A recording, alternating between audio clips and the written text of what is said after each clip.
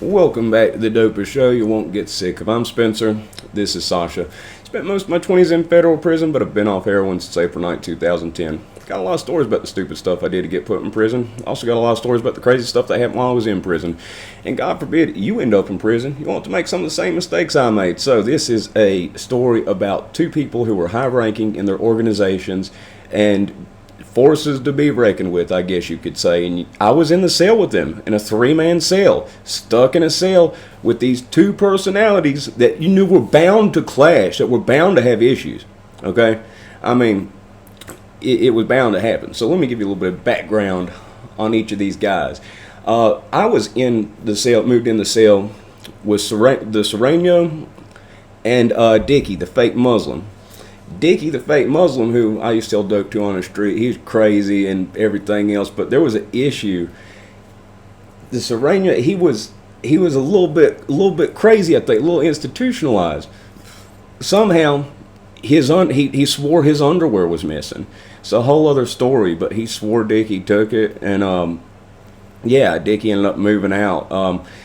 There was another thing, just talking about like the craziness, like the level of crazy. Okay, there was a guy that came in, really nice dude. I mean, dude's name was Light, and he was from New York, and he came in and he was just talking, and he started patting his braids, and the Sureno, he went off on him, told him, "Don't do that, man. The hair's flying, everything else," and he's like, "Oh, my bad," and he left.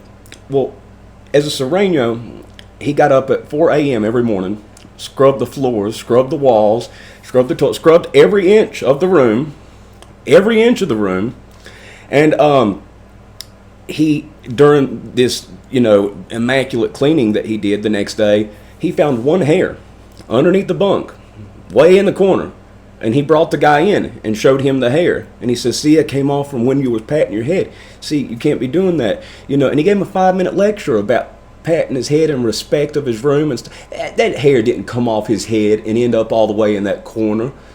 Crazy. And I'm just sitting there listening to him like, and this dude's just listening to him, And it's funny too, because the dude he's a big cut up dude who actually trained a good bit of martial arts. His dad was a karate teacher. We ended up becoming friends because of that. He's absolutely a nut, just crazy as could be though. He's sitting there like, "I'm sorry." This guy, okay, the Sureno I'm talking about, if you've seen Fast and the Furious, Hector, he actually claimed that he knew Hector. He's from Los Angeles. He said he lived on 18th Street, actually lived on it. He was 18th Street gang member. And, he looks just like he could be Hector's brother, like the bald-headed, stocky Mexican, tattoo sleeves up, little teardrop on his eye.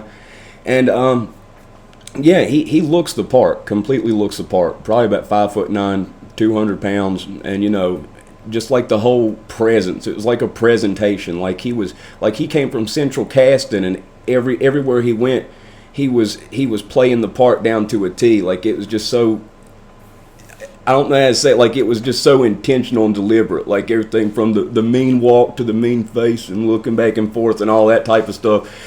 And anyway, and he's also the type of person, every once in a while you'll have somebody who gets mad, and in the drug unit, you're supposed to tell on 3 people a month for things that aren't going to get you extra time or get your privileges taken, but they're just program things.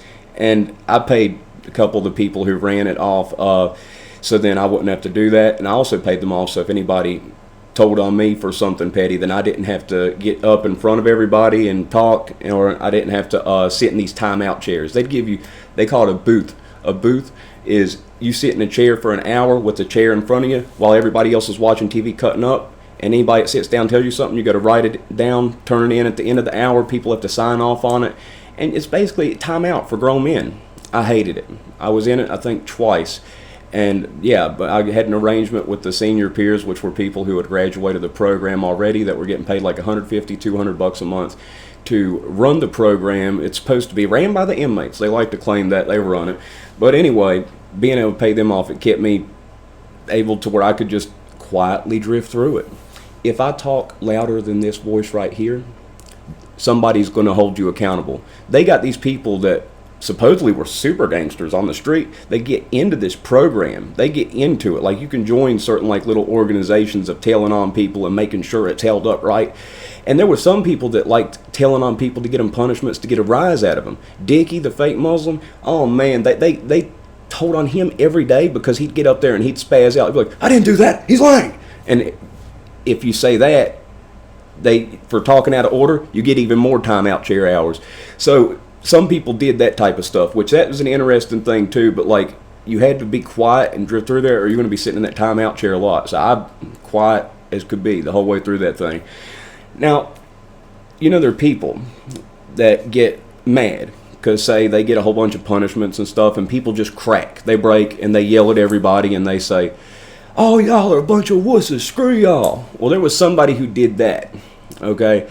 And my cellie, the Sureno, felt the need to have to go corner him and talk to him. He said, you said everybody's a wuss. I'm in here, so you're saying I'm a wuss?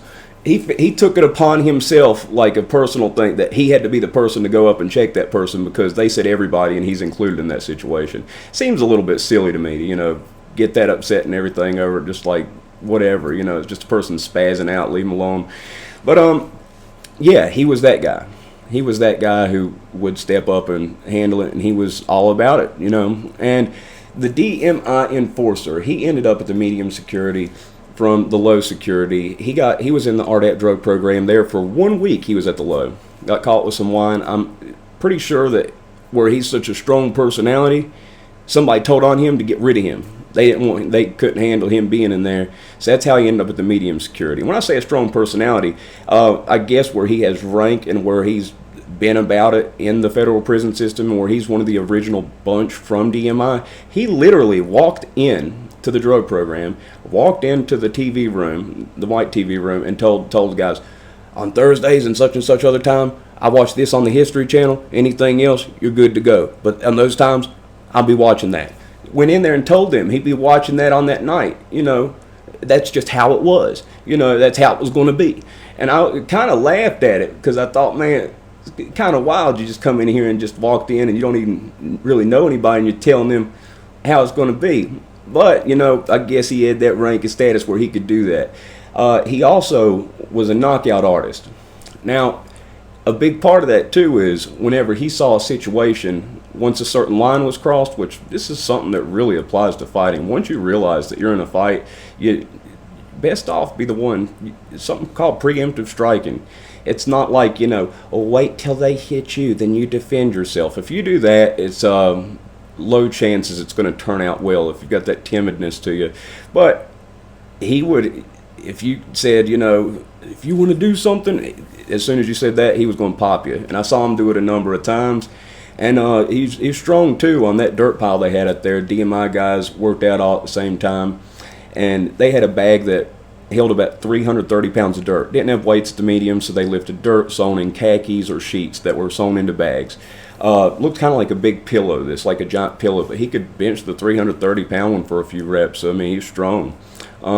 He's probably, I don't know, he's probably somewhere around 6 foot tall, long arms, about 210 pounds, and talk like this, everything, yeah, talk like this, no.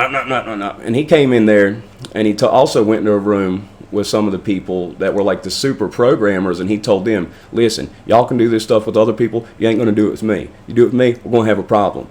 Well, guess what they did? They told on him. This was one time where, you know, he ended up in our cell, and I ended up talking. I'm like, dude, chill out, man. I said, they're doing push of buttons. And he's like saying he wasn't going to write a paper. And I said, I'll write your paper. I got you. That's a whole other story. But I wrote him this immaculate paper that sounded nothing like anything that would ever come out of his mouth. And the DTS is drug treatment specialist who got a year degree at a community college. There's no drug treatment that went on in there whatsoever. It was behavioral modification. It was a joke.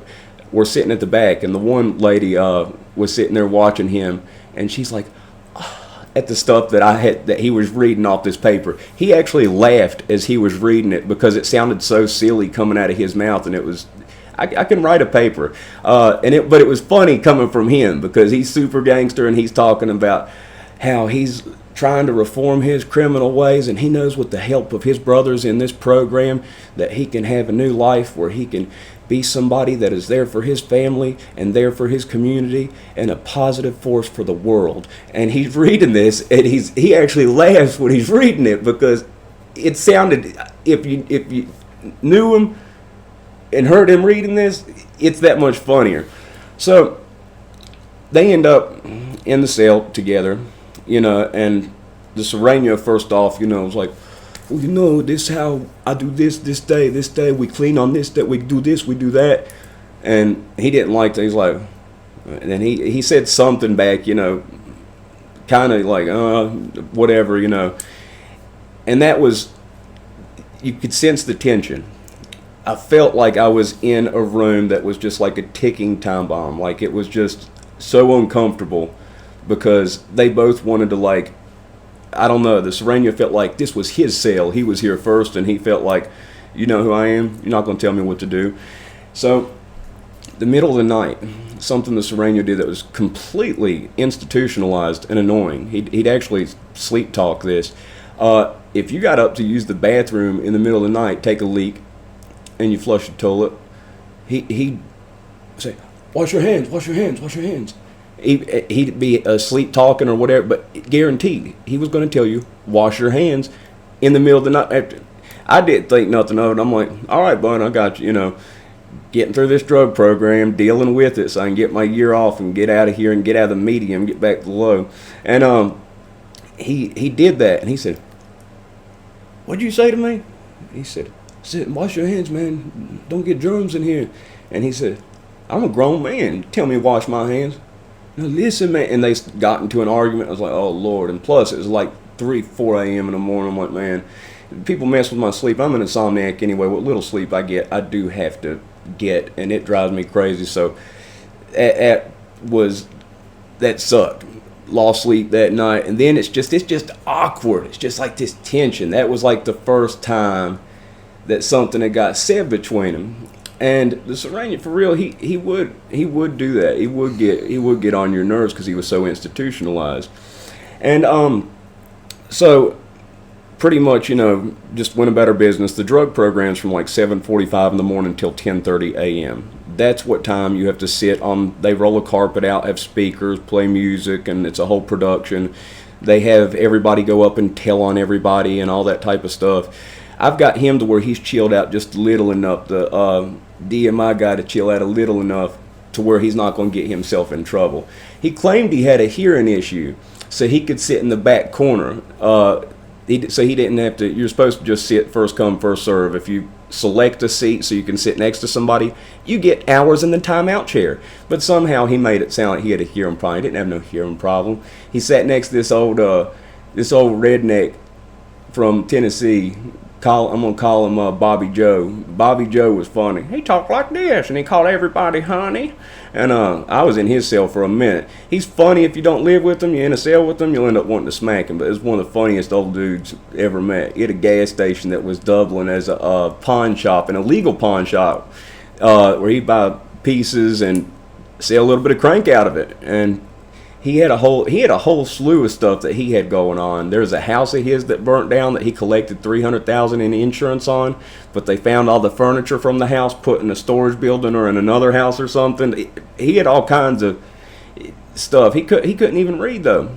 Couldn't read a bit. He had Shorty, who was a little black fella who came in there, and he would write his letters for him. And Bobby Joe, I don't want to get too far off on him, but anyway, the DMI enforcer, he sat next to Bobby Joe in the back corner. Okay, there was a guy in there. This guy, we'll just call him Stone. Okay, it's part of his name, but anyway, Stone always looked angry. You never saw him smile. He's like this, and he's just unhappy. He's a prick, and all day long, he'd be waiting to use the phone so he could get on there and argue with his girlfriend. Apparently, Jody came and got his girl. Apparently, a young drug dealer, I think crack dealer, scooped up his girlfriend while he was in prison, and he'd call her over and over, like 100 times in a row, taking up one of the phones. During the daytime, there were 6 phones inside the pod at the medium security, but something else to note is during the daytime, for whatever reason, they only turn one of the phones on. So only one phone out of 6 is on during the daytime. It's not till the evening that they turn all the other phones on. It's stupid. I don't understand that. So he'd have it tied up during the day when there's only one available. But he was having a day. And he was having a day where he was mad that Jody got his girl or whatever. And the DMI enforcer's sitting behind him, and he's sitting one chair in front of him. And he said something that pissed him off, and he said, "How would you like to go up there?" to the DMI enforcer. Stone said that. And when he says, "How would you like to go up there is the podium. When you get in trouble, they make you go up to the podium, they embarrass you, and they give you punishments, papers to write, or timeout chairs. So basically, he just threatened to tell on him and get him sent up to the podium. And when he said, "How would you like to go up there?" the DMI enforcer leaned into him and he said, "How would you like to go down there?" And I heard that part, and I saw him whispering in his ear, "You ever talk to me like that again, I'll smack you." And he went off on him for like 30 seconds straight, and you could just see Stone's face slowly getting redder and redder, and his back turning stiff as could be. But he'd handle any type of disrespect. He'd handle immediately, willing to go with the physical. That's a thing too, being timid in a fight, worried about getting hit. That's a lot of the time the people that lose, people that aren't afraid to get hit and are going to stand there and bang. Just for people that are untrained, that's something I've seen that a lot of times they do better. And he was willing to get his punch in first, and that was his thing though. He had that one punch. Some people have it. Just about every guy I've met that has an ego is like, "Oh, you don't know how hard I hit." And so many people think that, but it doesn't matter if you can't land it. He could land it. He could hit anybody's chin, right on their chin, and they were going out. I mean, he was like that. But anyway, when I'm in the cell and the Sereno's in there, he's talking about the DMI enforcer, about how he's being annoyed by him. And when I'm in there, the DMI enforcer's talking about the Sureno, talking about he's a grown man, he ain't going to be telling me this, what to do, and everything else. And I end up talking to both of them. And I'm like, "Listen, man, y'all both got your different hang-ups." And I talked to them separately, and I got them together. And, they talked on their own, but, like, I tried to be like, "Look, man, you get a year off of the program and 6 months halfway house. Just chill out, and you can end up moving to another cell if you need be after so long." But talked to them both. They got together. They did their own talking, but it's like, it's not worth it. I mean, what? You're going to over him telling you to wash your hands in the middle of the night, and I'm telling him you're going to tell people to wash their hands, get them upset, and cause a fight. I'm talking to both of them like, as the Buddha said, let that shit go. Sometimes you got to do that. Sometimes you just got to let it go. And they were both doing stuff that was a little bit annoying. Stuff like that didn't bother me. I'm like, whatever. Didn't really faze me like that. But something as a funny note, too, about the Sureno, like the habits he had of getting up at 4 a.m., I had a talk with him, and I was like, "Dude, you're killing me. You're killing me. Why? Why are you doing this to me?" And he's like, "That's what we do with Serenos. We go hard, and I go up hard, and I'm so humble." He'd talk about how hard he was, and he'd talk about how humble he was. I don't think he knew the definition of humble, but he'd say he was humble about 30 times in a conversation, and he also said he was hard about 90 times in a conversation, and how he grew up hard, and everything's hard. And I'm like, "But dude, you're the only Sureno in here, so maybe you can take a break from all that and sleep in." And he thought about it, and I had him to where he was sleeping in, and he broke that institutionalized stuff, because like I'm just talking logic to him. I'm like, what's the point? I mean, I get that when it's all y'all and that's how you go. You're at Petersburg Medium in RDAP. What's the point? Now, he did that, and what ended up happening was there was another Sureno that moved in the room with us. I got out of the room after that. I moved one cell over to there was another one of my buddies. He was Tango Blast. The Pisces let him walk at that yard though. They had an agreement. He got transferred to Petersburg from Beaumont Medium, which was that serious medium. But anyway, when the other Sureno moved in with them, the other Sureno was still getting up at 4 a.m. Well, the Sureno who I was cellies with came up to me one day and said, "Man," he said, "I miss you being my cellie, man." I'm like, "What's up, dude? What's going on?" He said, "Man, it was nice sleeping in." He said, "He getting up and got to clean everything." He said, "Everything." And I'm like, "Dude, that's how I felt when I moved in this cell with you." I said, "Now you know how I felt." It's like, "Yeah," I said, "I miss you, little doggy." He said, he'd say, "Doggy, pedo," and all that. That's how they talk, And but he was my friend, but he did get on my nerves, I have to say.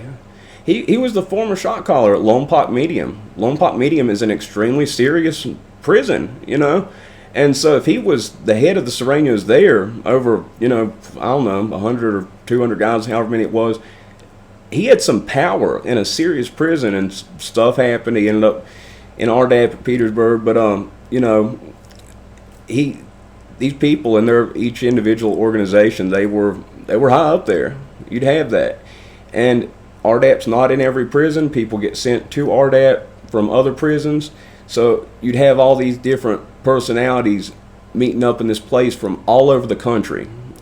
Even though Petersburg prison is in Virginia, I would say realistically that less than, probably 100% for sure, less than 20%, I'd say 15% or less of the people there are from Virginia.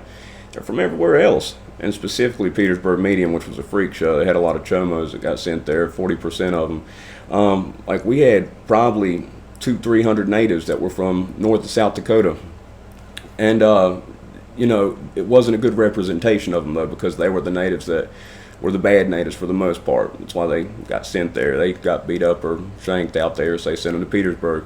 And interesting place though. So anyway, if you liked the video, if you think I earned it, press the like button. If not, as 22 minutes and 4 seconds of your life in which you'll never get back. I'm getting a little better, guys. I've been sick for a little bit. Usually better, but responding a lot better to comments. I do about 15 at a time, but I've been just sitting, rocking back and forth like, oh, and it takes a lot out of me. I got to get myself, blow my nose 10 times, get right to get up here, but I'm gonna make it happen. I told you, I'm gonna make it happen one way or another. But it feels like it's starting to ease up a little bit. It's been worse sick I can remember being in a very long time. Still hadn't taken a medication for it though. That's something unusual. I hadn't taken a medication for an illness since I was 16. Just hadn't needed it. Surprising, most medicine, by the time you take it, it's, if you took it right at the moment that you got sick, it would have done something. By the time you start taking it, it's usually, halfway done anyway. So hopefully, it's the end up. But I'm sorry I'm not ignoring anybody. Love you guys. I mean, I made some good friends on here.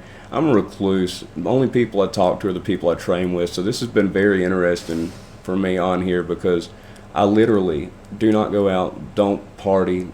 I trained and came home. My only friends are the people that I train with, and the only time I see them is when I'm training. Outside of that, I don't have house guests. I don't like people knowing where I live, and I don't like people knowing where my stuff is at. I don't have to worry about anybody coming trying to take anything. First off, because Sasha, she'll eat them. She's real mellow right now, but it's only during the videos. One day I'll get it. I'll have it when somebody's walking around the fence, and I'll show how she gets. She is more vicious when she wants to be in terms of protecting the land. Once she sees that you're okay with me, then you're good. But like if somebody try to walk up in here, oh my lord. But second off, just a private person. It's just how it's been. I've gone back into this hole and just lived like this for the past couple years. But now that I'm off probation, like 99% sure, still got to get the 1% confirmation over again because I'm OCD and it's like it's too good to be true.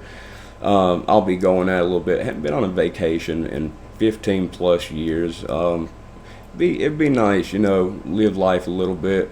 The training, I've trained with a number of very interesting people that I've watched on TV, and they come through to do seminars. It's really cool. You know, had a chance to train with Enzo Gracie, Matt Serra, Ryan Hall, Rob Drysdale. I've got a picture down my thumbnail list. 44 friends I've had have died under the age of 35. I've got a collage of me with a handful of the people that I've trained with, and it's been cool. It's been fun, but I've kind of restricted myself to that and obsessively studying when I'm not training. So living life a little bit more, trying to get out there and just rant a little bit.